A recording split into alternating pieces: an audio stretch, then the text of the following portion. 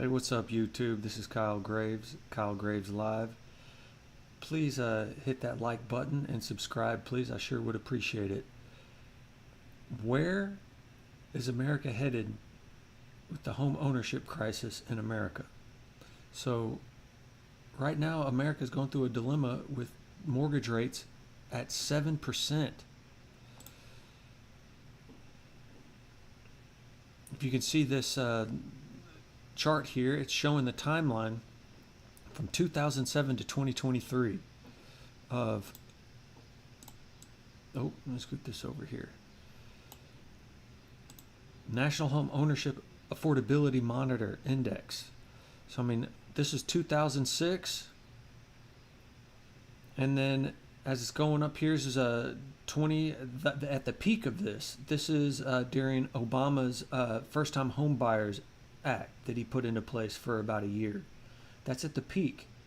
And then now you see where we are now is down here with the highest mortgage rates since, I believe, the Reagan administration. They were there like 9%, almost 10%. The thing is, housing prices keep going up, inflation keeps going up, mortgage rates keep going up. So how can someone, working class, middle class, afford a home? It's basically impossible unless you move to certain areas in America where the majority of Americans don't particularly want to move. It's a problem, and even people who are making a lot of money, married couples or people living together, that they can't afford homes now. Thanks to Obama's First-Time Homebuyers Act, I was able to purchase my first home for $71,000. I only had to put $6,000 down. But that's, where can you buy a home now for under $100,000? I mean, even in Mississippi, you're gonna struggle to find a home for under $100,000. I mean, it's pretty much. I just read an article about the home prices in Hawaii. Like the average home price in Maui is $1 million, and all of these people who their homes have just burned in this tragic fire, that all of these and multi-millionaire realtors are trying to come in, trying to buy their property.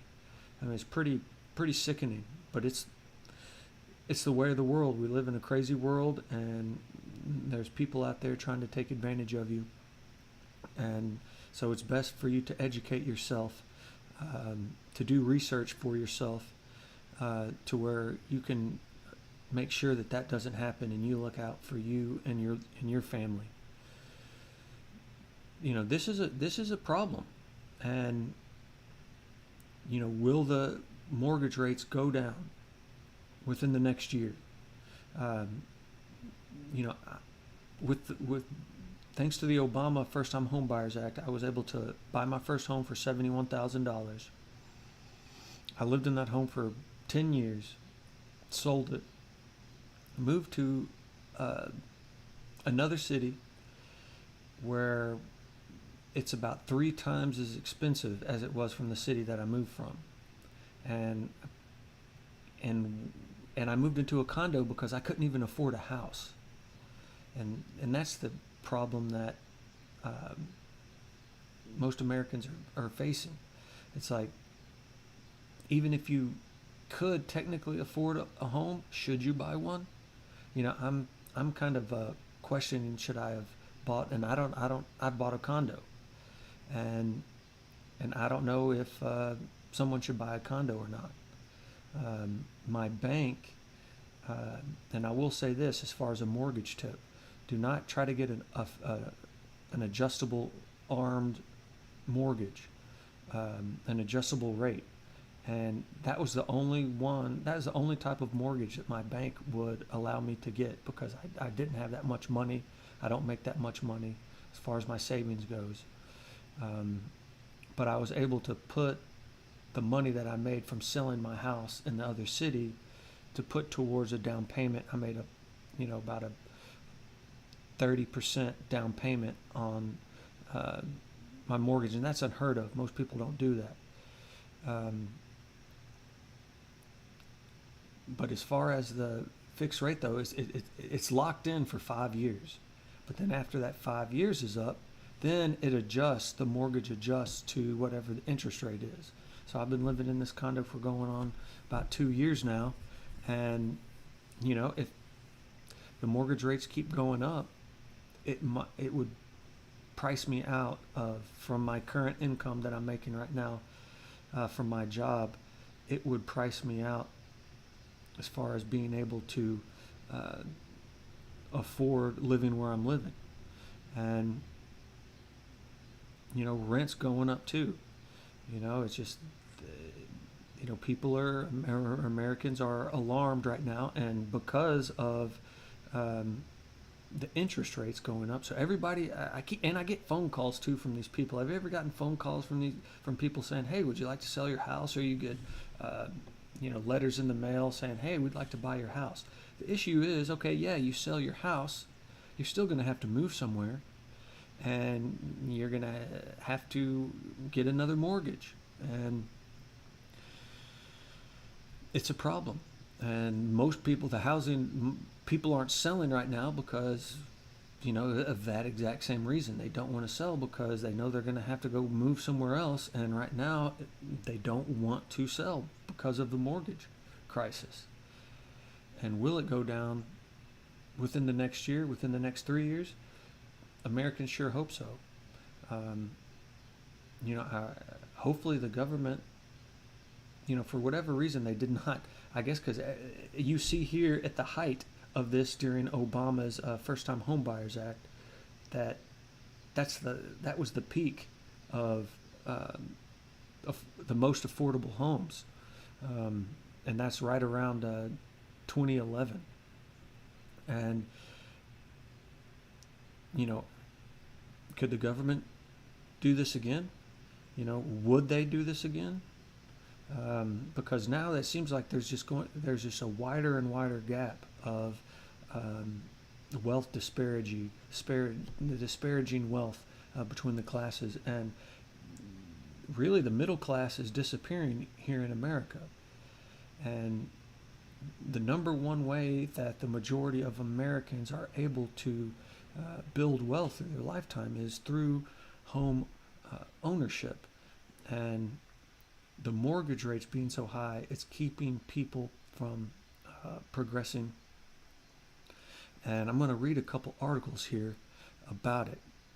Let me scroll back up to the top here. I just wanted to show you that chart because you can get a visual of how you reached its peak and now that it's plummeted down to below 2006, right at the height of the Iraq war with President Bush. So let's read this. Housing affordability now worse than in 2006 as the average 30-year fixed mortgage rate reaches 2-decade high, but property prices still aren't coming down.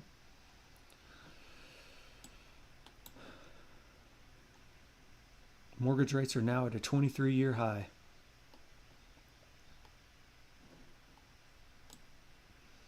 Home buyers are facing the least affordable market since 2006 as mortgages skyrocket and property prices remain high. Figures from the Atlanta Federal Reserve show that affordability has fallen below levels seen during the housing bubble peak in the lead up to the 2008 financial crisis.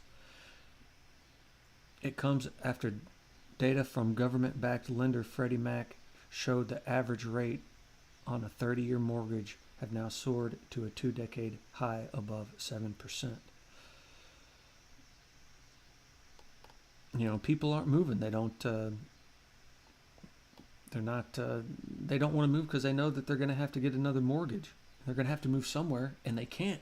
And that's another thing too. A lot of people are trapped. They can't afford to buy a new home. Uh, with my issue, and I'm not complaining overall, but it is worrisome that I live in a city where I couldn't afford a house right now. Um, Even a dump. Like I went and looked at a condemned home behind a barbecue shack that I really enjoy. And I'll be like, man, it would be cool if I could live next to this barbecue shack, because I go there a couple times a month, and I'd go there a lot more if I lived down the street.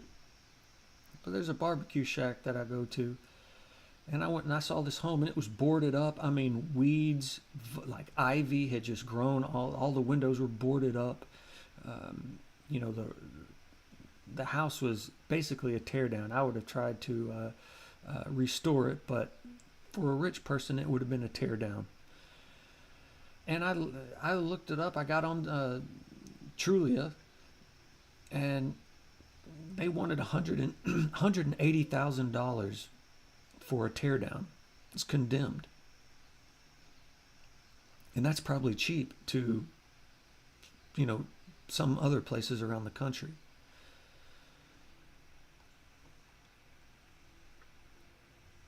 The report doesn't even take into account mortgage rates, which have shot up again in August. It means this month is likely to become the worst month for housing affordability of the century, according to estimates by Fortune.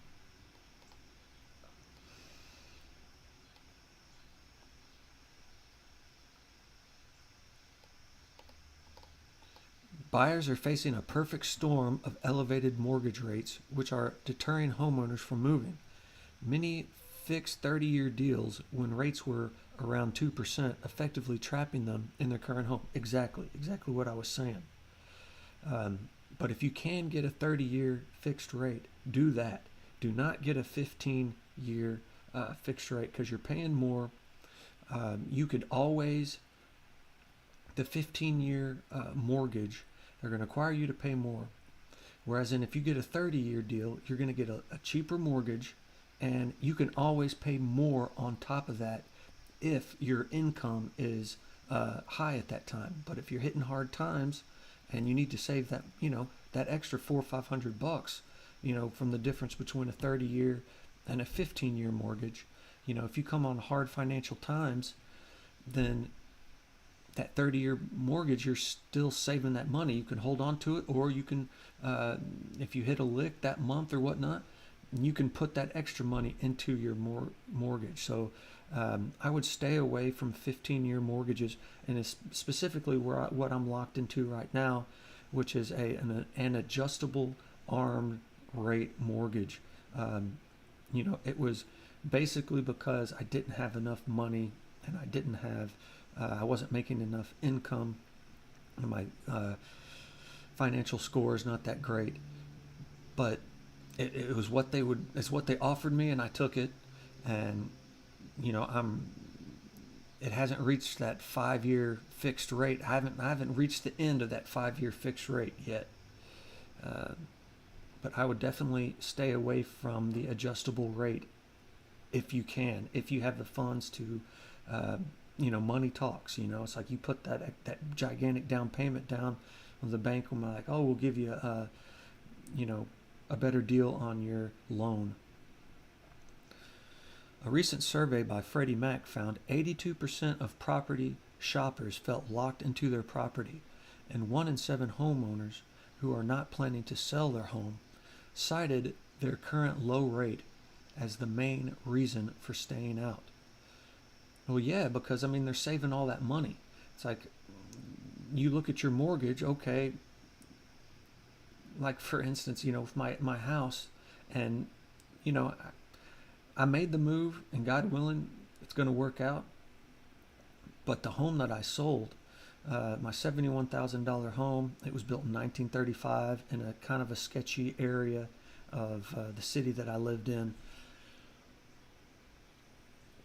My mortgage was only like $430 a month.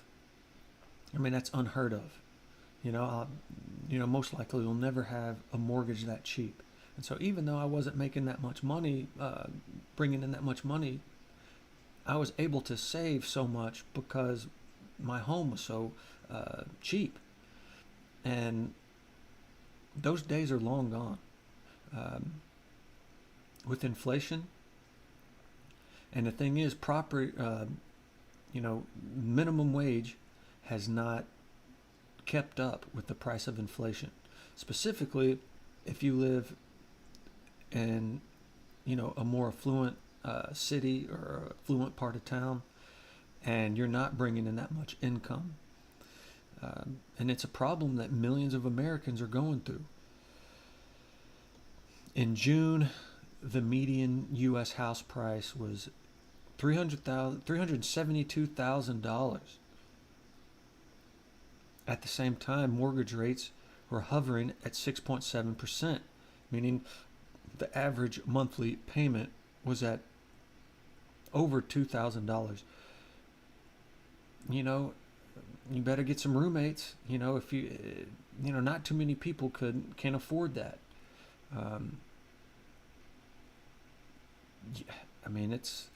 It's getting out of hand,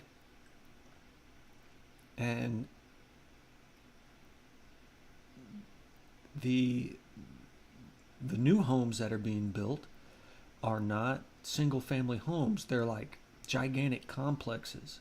Look around town wherever you live. Are you seeing 1,200 square foot homes being built? I'm not where I'm living. It's 4,000 or 5,000 square foot castles. And it's for people who can afford to buy them. Like right now, I'm working in construction. I'm working on a home right now that has 3 chimneys. Okay, 3 fireplaces, and so multi-million-dollar home. But these people, this is who the construction general contractors love, because they've got a blank check. They just give them a blank check, and contractors don't want to build homes for single family units for people starting, for the first time home buyers particularly. And you don't see 1,000 square foot homes, or under 1,000 square foot homes very much being built. New homes, new construction. Like I said, the home that I bought 10 years ago, it was built in 1935. So you don't see homes built like that anymore, which is pricing more and more adults who are in their mid-20s, early 30s, who want to buy a home, or looking to become home buyers after working in the workforce for close to 10 years, but they still they can't afford the homes.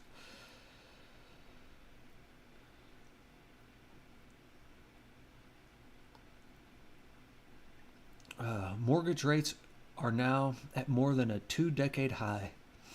And for some home shoppers, those higher rates are enough to cause them to step back from the market. It's not that, it's for first-time home buyers, they're eagerly trying to find a deal. If they can find a cheap home, they're trying to find the cheapest home that they can afford, but also, taking into account the mortgage rate, and then, your utilities. It would be very tough for a single person like myself now to afford any type of property in a city. You might be able to find a home out in the rural areas, but it's going to be basically a forest. And then you're going to consider, even if,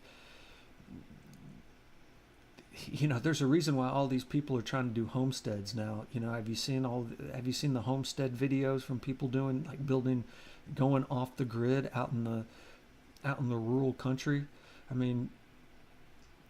I can understand why people I can understand why some people are wanting or willing to do that.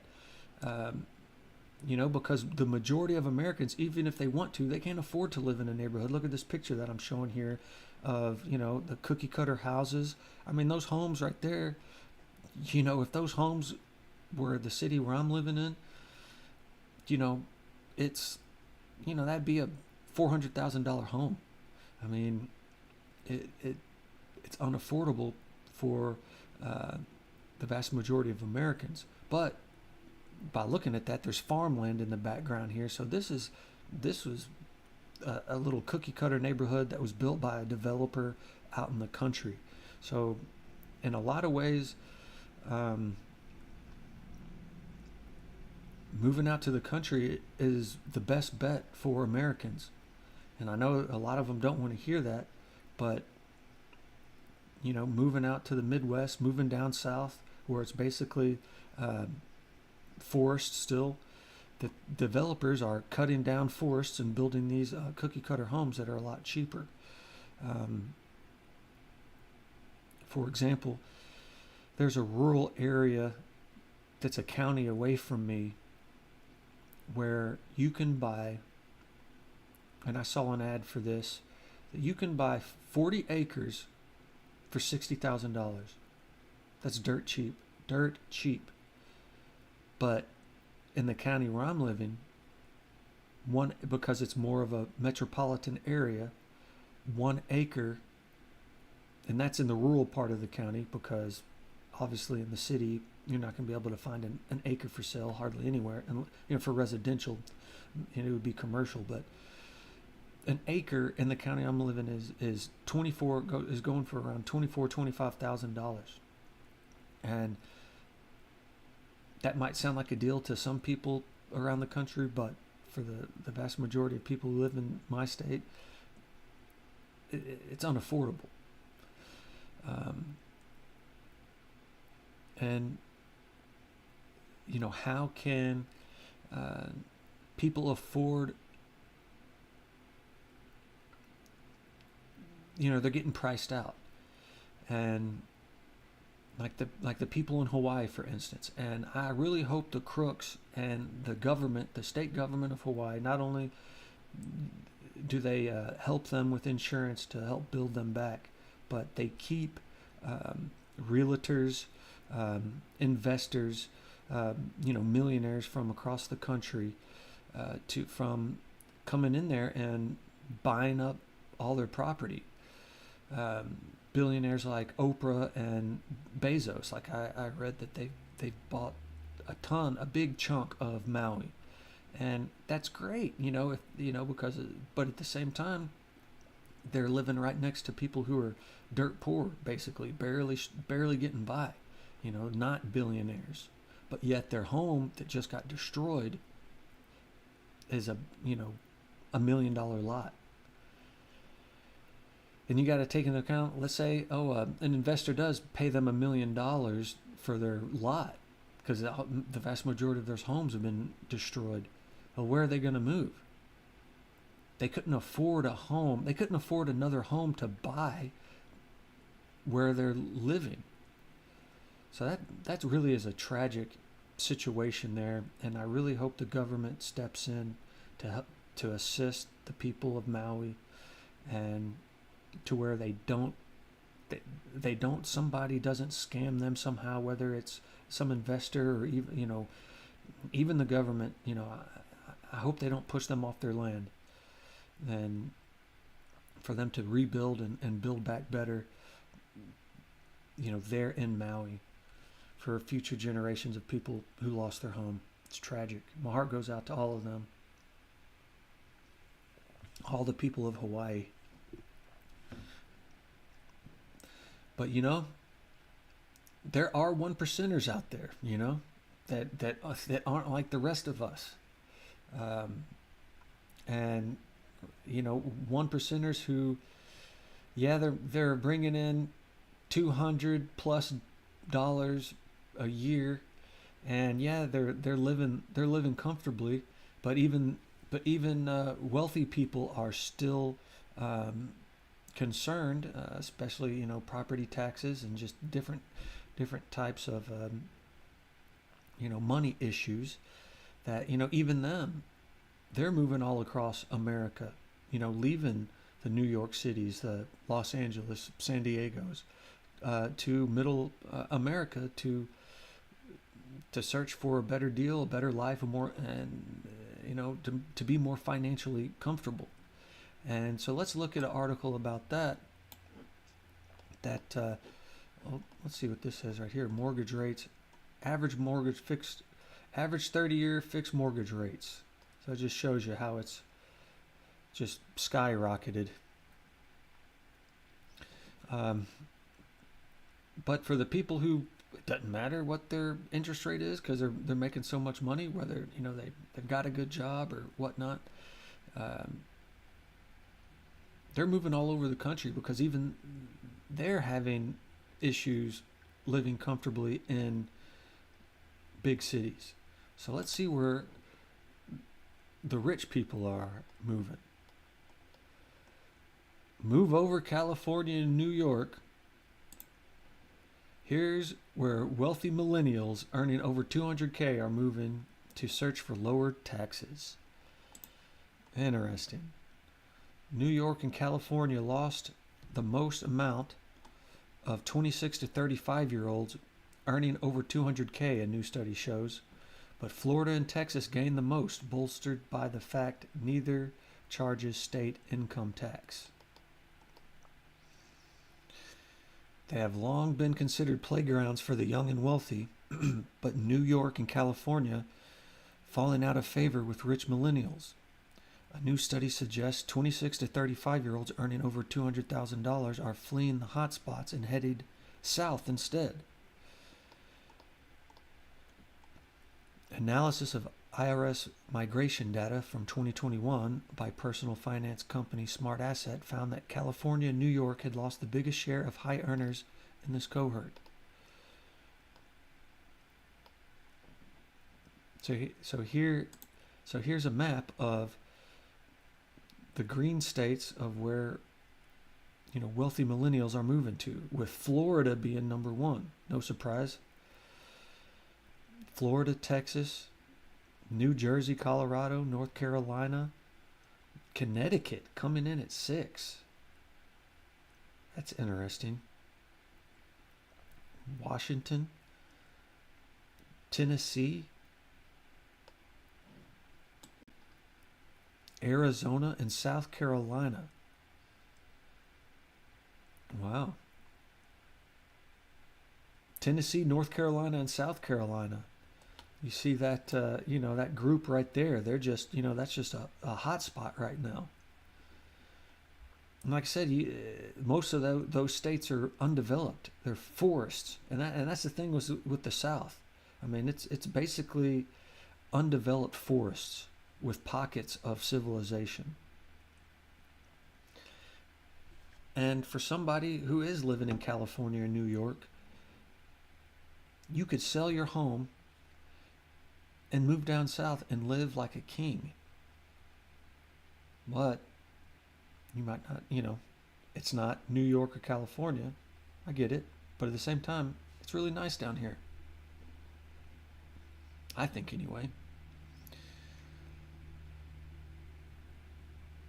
But the thing is that there's a wealth disparity here because it's like, okay, the majority of Americans can't afford to move to these comfortable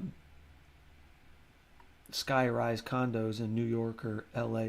I saw that the homes were so crappy in New York City that they wanted, and this is not to own. Very few people can, and that's another plus from move to rural America, because you can actually own something. Whereas in the vast majority of people in New York City, they don't own anything, and they're paying $2,000-$3,000 or more a month, and their apartments are garbage. I mean, people on welfare in the South live more comfortably than some well-to-do people in New York City. It's like I saw this one apartment that they wanted $3,000, and the apartment didn't even have a kitchen sink. You had to wash your dishes in the bathroom sink. I saw the cheapest condo I read an article about that. I believe it's closer to Harlem. They wanted $1 million for this condo. $1 million.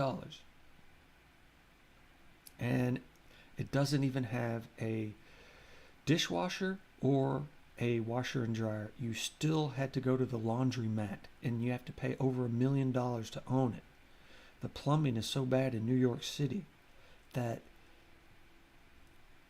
you're paying $1 million and you don't even have a dishwasher. What? That is insane. So, I mean, it's no wonder. I mean, look at this map. I mean, it's no wonder that millions of Americans are selling their property, getting that money. They can't afford to live where they're living, but they can go down to Tennessee. They can go down to South Carolina. You know, heaven forbid you move to West Virginia. You could really live like a king in West Virginia. I mean,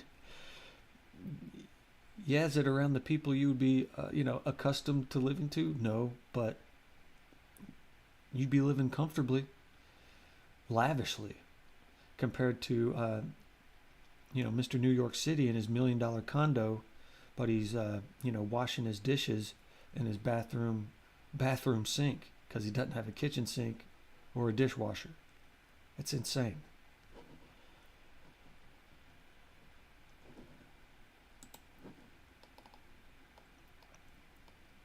In all, it meant Florida had seen its population of wealthy millennials swell by 3,300, while the pool in Texas grew by almost 2,000.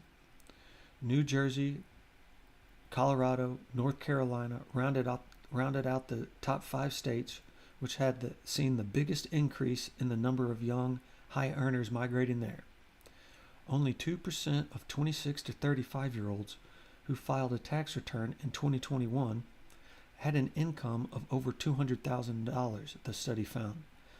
And despite the fact New York and California had suffered the biggest losses, the two states still had the highest number of wealthy millennials overall. Not surprising there. But Washington, D.C. has the highest proportion of young rich professionals. More than 60% of its taxpayers who earn over $200,000 are between the ages 26 and 35. Wow. They're doing good. The data confirms an ongoing trend that workers are fleeing New York and California state in their thousands thanks to high tax rates. Separate figures released earlier this month showed the two states lost a combined of $640 million in tax revenue. By comparison, Florida saw its tax revenue swell to $12 billion. Several high-profile entrepreneurs have been steadily moving away from states like California, including Tesla boss Elon Musk, who recently swapped the Golden State for Austin, Texas. And Miami is also a celebrity hotspot, with football player Tom Brady and his ex-wife Giselle among famous residents. Last year, a similar study by Smart Asset found 15,788 high-earning young professionals left New York, while a further 7,960 left California between 2019 and 2020. At the time, researchers said the trend had been exacerbated by the transition to remote working, which meant workers were no longer confined to the big cities where their offices were based. Well, yeah, that's another plus to move. You know, if you're making New York City, LA money with the interest rates and then just, inflation out there, but yet you can work remotely and move to West Virginia, man, you'd live like a king. And look at this. Okay, this is a view of Florida, a Florida skyline. I was looking at a condo. I went to Hawaii mm, about 10 years ago. Went to Oahu, Honolulu, and it was beautiful. And I just just for fun, I like to look at Trulia and stuff for fun, just to kind of search around for deals, just hidden gems, that might be out there. I I came across a condo right there by Waikiki. I mean, woo, it was tight. I mean, as far as like if you like want to surf and just chill on the beach, it's where you want. It's where you like to be. And it wasn't that it wasn't right on the beach, but you could go out the front door and walk across the street, and you're right there at the beach. Right there, you could see a surfboard hut from like the front door from the pictures that I saw. And I was like, all right, that would be tight. They wanted $1 million, over 1 million, a little over $1 million for a 450 square foot studio apartment. It was insane. I mean, like your bed was literally right next to the refrigerator and the microwave. I mean, it was like living in a dorm. It'd be like living in a dorm room. But at $1 million at the beach of Hawaii, and who can afford that? And not only that, but yeah, okay, it's this location because your living quarters would be disastrous. I mean, that would be terrible. But at the same time, you get up and go surfing right across the street. So that's tight. So I mean, it's just location. But the vast majority of Americans can't afford something like that. And the people who can, that's not their primary residence. That's just their like Hawaii home.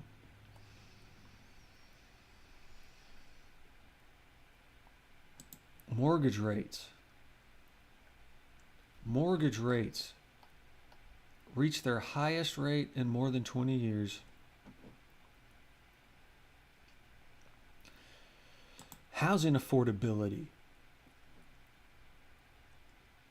I mean, the two and two go together. I mean, when Obama was president, like him or hate him, that First Time Home Buyers Act helped me. And it helped a lot of Americans. And that line graph that I showed earlier, that was at the peak of home affordability, was during that First Time Home Buyers Act. And housing affordability now worse than it was in 2006. And the prices aren't coming down. I mean, could they possibly? Hopefully they do. I mean, right now, data from government-backed lender Freddie Mac shows that a 30-year fixed-rate mortgage is now hovering at 7.09%.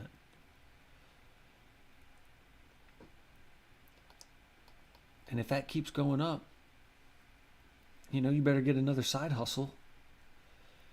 I mean, it's a problem. And Americans are very cautious right now, and that's why the housing market right now, fewer houses are on the market right now in America than for the last year. Understandably so, because the mortgage rate has damn near doubled in 1 year. And 2 years ago when I got my adjustable, I was forced to get an adjustable rate mortgage, which is, don't ever get an adjustable rate mortgage. If there's anything, if you can get out of that, if you can if there's anything you get from this video, do not get an adjustable rate. And I mean, it's one of the reasons why Americans aren't selling, because their new mortgage and their new interest rate is going to be a lot higher than their current one. You know, if you're, one of these 200K millennials who can jet set around the country, that's great. God bless you. The vast majority of Americans don't have it like that.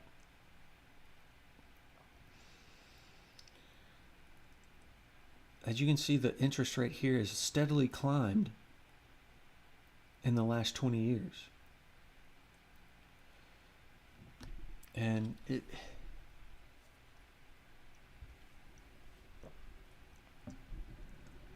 along with everything else,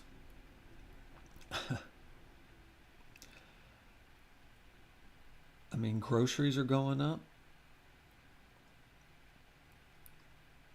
You can drop $200 at Walmart quick now. I'm like, I didn't even buy anything. Vehicles too. It's like in 2006,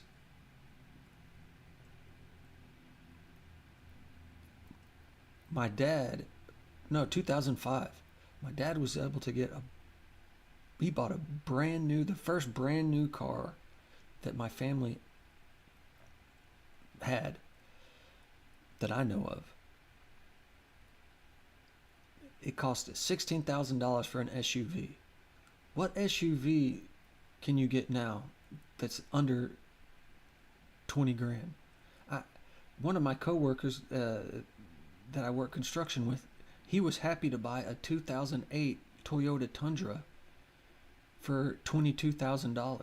A 2008 for $22,000. And he was like, man, that's a good deal. And I'm thinking, that's a ton of money. And a brand new, another buddy of mine who's doing very well for himself, he's higher educated, he has a master's degree, he's doing well for himself. I mean, he's close to being one of these 200K millennials, being able to travel around, move around the country. I mean, he's done well for himself, and I'm proud of him. He sent me a picture of his brand new Chevy Silverado that was $62,000. It's just another example of everything going up. And that's great for the people who can afford it, and their income has gone up with the prices of the vehicles to directly, running parallel to their income status. But the vast majority of Americans, their income, that their take-home pay has not increased with the inflation. And this mortgage rate this mortgage rate increase just reflects basically everything in America. I mean, this is basically a representation of everything you can think of. I mean, this is depicting the mortgage rates increase in the last 20 years, but everything else has gone up. I mean, what has gone down? Nothing. And that's the thing is, inflation, I just don't understand it, because 60 years ago, for example, a Cadillac 60 years ago, you could buy a brand new Cadillac, $3,000. A brand new Cadillac today costs like $80,000. It's still a Cadillac. I mean, I know that the income people were making, cents on the dollar, their take-home pay. What was the minimum wage 50, 60 years ago? 75 cents, $1. So, I mean, I understand that the price differences, a dollar meant something 60 years ago. You had a dollar in your pocket. My great grandmother, uh, when she passed away in like 2000, but she was born in 1912. And she would tell me stories that she would go to the movies. And so this would be like in the 20s. And you could go see a double feature.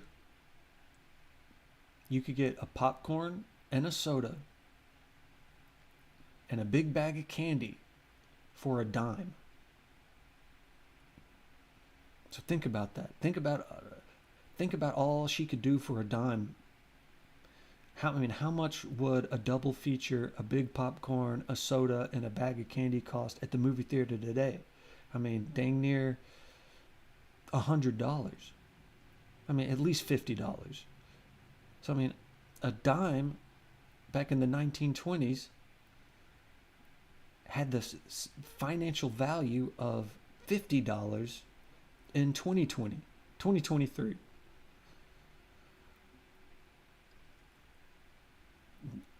I don't see why the inflation has gone up so much. How come a dime isn't still worth $50 today? A Cadillac 50, 60 years ago, $3,000 Cadillac. Now a brand new Cadillac's $80,000. It's still a brand new Cadillac.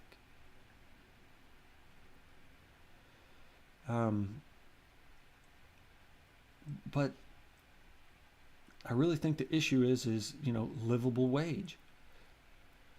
That you could work on the railroad 56 years ago and support, a family, a stay-at-home mom and 4 or 5 kids.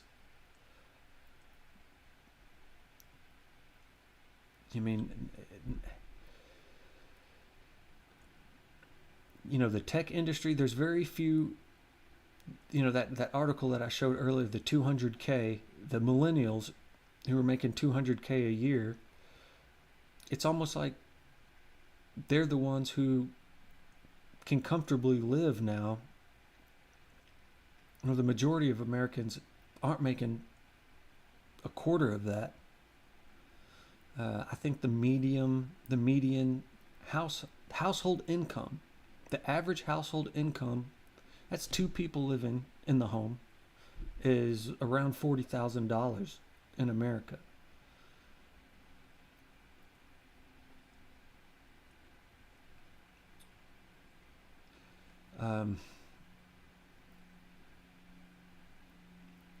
It, you know, it, it's a crazy world right now, and who's making a killing? Real estate agents. You know, maybe that could be a side hustle. Get into real estate. You sell a couple of these $1 million homes, you'll be doing okay. It People are gonna, if the prices keep going up, you're gonna find people just getting more and more desperate, and people aren't gonna, the homes, there's gonna be fewer and fewer homes on the market because people are gonna be scared and desperate, and people aren't gonna want to lose, or people aren't gonna want to risk losing their current mortgage, or they already have their house paid off and they don't have a mortgage, but they realize, hey, if they sell their house, they're going to have to get another one, most likely. And with that rising insurance or the mortgage, they don't want to do it. And my advice to anybody out there, don't, if you are, wanting to take that leap of faith to buy a home, don't get a 15-year rate. Get a 30-year, fixed rate, if you can, get a fixed rate 30-year mortgage. And if you have more money that you can put into your mortgage, you can put that on top every month. But if you hit some hard financial times, you don't have to do that. You can still pay your locked in fixed 30-year rate mortgage. And stay away from the adjustable rate. Like I was, if you can afford to stay away from the adjustable rate, or if they tempted me with it, they're like, oh, we can't, you don't, your numbers don't look that good, so well, we can't give you a fixed rate, but we'll give you an adjustable rate. And I took it, not really knowing what I was doing. And now that I'm locked in for 5 years, and that 5 years is right around the corner of being up, and I see the inflation of mortgages and just everything going up, as this line graph indicates. It's for mortgages, but just for everything in general. I mean, this is a representation of America. So God bless you. Good luck. I hope you pray about it. My advice is to pray about it. Stay away from adjustable arm mortgages. And God will open up a door for you, and it'll be good. And God bless y'all, and good luck. Oh, and please don't forget to like and subscribe. I would appreciate that. All right. Peace.